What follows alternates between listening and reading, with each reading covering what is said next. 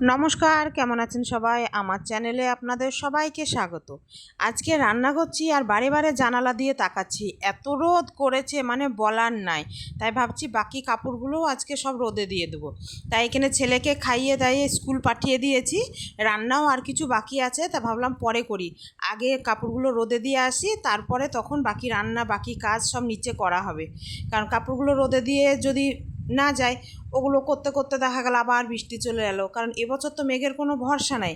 তো চলুন, এ করতে করতে আমার সব কাপড়ই প্রায় মেলা হয়ে গিয়েছে। এদিক ওদিক সব তার মানে আর একটা তারও ফাঁকা নাই মেলার জন্য।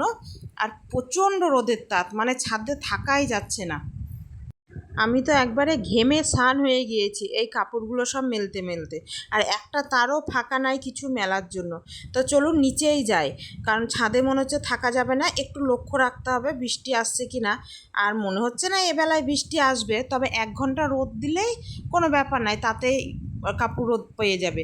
আর বেশি রোদে দিলেই তো আবার রং চটে যাবে। তবে আমি একা রোদে দিইনি, দেখছি আশেপাশে অনেক বাড়িতে আজকে সব কাপড় চোপড় রোদে দিয়েছে। চলুন এবার নিচে যাই। নিচে এসে আমি এদিকে বসিয়ে দেবো কাঁকরোল ভাজা, ওটাই এখন বাকি আছে, বাকি রান্না সবই হয়ে গিয়েছে। চলুন কাঁকরোল ভাজাটা করে নিয়ে বাকি সব কাজ সারবো, কারণ অনেক সবজি নিয়ে এসছে আজকে, সবজিগুলোকেও গোছাতে হবে। তবে মন কিন্তু ছাদের দিকেই পড়ে আছে, শুধু জানালার দিকে তাকাচ্ছি আর দেখছি আদেও মেঘে কোনো ছায়া পড়েনি তো, নাহলে তখন ছুটে ছাদে যেতে হবে। এতগুলো কাপড় তুলতে তুলতে তখন ভিজে যাবে সব কাপড়। তো চলুন, এদিকে আমার কাঁকরোল ভাজাটাও হয়ে গিয়েছে, নামিয়ে নেব। আর করব ক্যাপসিকাম বার করব, একটু একটু পনির করব রাতেকার জন্য। তো ওটাও করে নিয়ে বাকি কাজ সব তখন সব সারবো। গ্যাসটা মুছলেই আমার এখন কাজ শেষ। এই যে মেজদি একটু প্রসাদ দিয়েছিল, তা খাওয়া হয়নি, এখন খেয়ে নিই। সবারই খাওয়া হয়ে গেছে, আমারটাই বাকি ছিল। আর গ্যাসটা মুছে নিই, তারপরেই তখন আবার একবার ছাদে গিয়ে উল্টিয়ে দিয়ে আসবো। ছোট থেকেই দেখে আসি মাদেরকে এই ভাদ্র মাসে সব রকম কাপড় রোদে দিতে, মানে শীত বস্ত্র সবই রোদে দেয়। তবে আমি শীত বস্ত্র রোদে দিই না, কারণ শীত যখন শেষ হয় তখন যত শীত বস্ত্র থাকে সবই তখন মানে রোদে দেওয়া হয়। ওই জন্য আমি আর শীত বস্ত্রটা দিই না, এই শাড়িগুলোই শুধু রোদে দিই। কারণ এমন এমন শাড়ি আছে যেগুলো বছর পেরিয়ে যায়, পরাই হয় না। ফ্রিজে সেভাবে কিছু সবজি নাই, তাই কিছু সবজি আনতে বলেছিলাম। আর দুদিন ধরেই শুধু জিজ্ঞাসা করছি কি রান্না করব, কি রান্না করব। এটা তো একটা বড় সমস্যা, প্রতিদিনকার কি রান্না করব। বলবে যা খুশি রান্না করো, এবার এটা এ খাবে না, ওটা ও খাবে না, এই করে রান্না করতে একটা সমস্যা। তাই বাজার নিয়ে এসেছে, দেখেন মনে হচ্ছে যেন আমি সবজির দোকান দেবো। এত বাজার, তাহলে এবার কোনটা ছেড়ে আমি কোনটা কবে রান্না করব।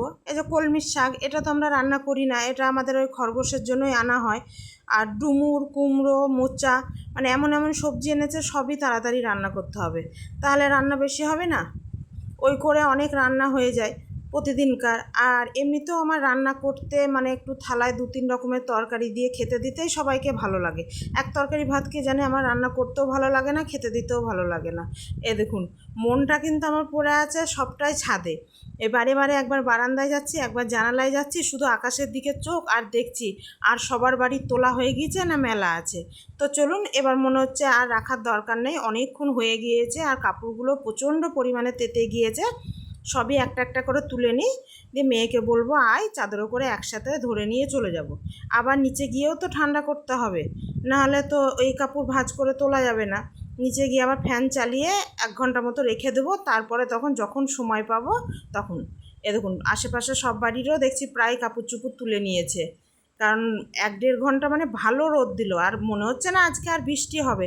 তো চলুন সবগুলোকে এবার ধরে নিচে নিয়ে যাই, কারণ প্রচণ্ড ভারী হয়ে গিয়েছে, নিচে নিয়ে যাওয়া একটু অসম্ভব একার পক্ষে।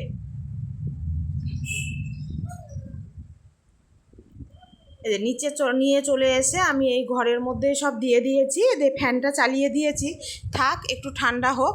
আর দেখুন কত হয়েছে, আবার এদিকে ওয়াশিং মেশিনেও কেচেছিলাম, সেগুলোও সব জড়ো হয়েছে।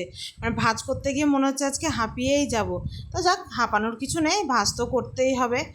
আর মেয়ে এদিকে বিকালে গিয়েছিল কোথায় দেখেন, আর কি নিয়ে এসেছে। তা চলুন, ভিডিওটি আজ এখানেই শেষ করলাম। ভিডিওটি কেমন লাগলো জানাবেন। ভিডিওটি যদি ভালো লেগে থাকে একটি লাইক করে দিবেন, আর চ্যানেলটি সাবস্ক্রাইব করে দিন। আসবো আবার কোনো নতুন ভিডিও নিয়ে, ততক্ষণ সকলে ভালো থাকবেন, সুস্থ থাকবেন।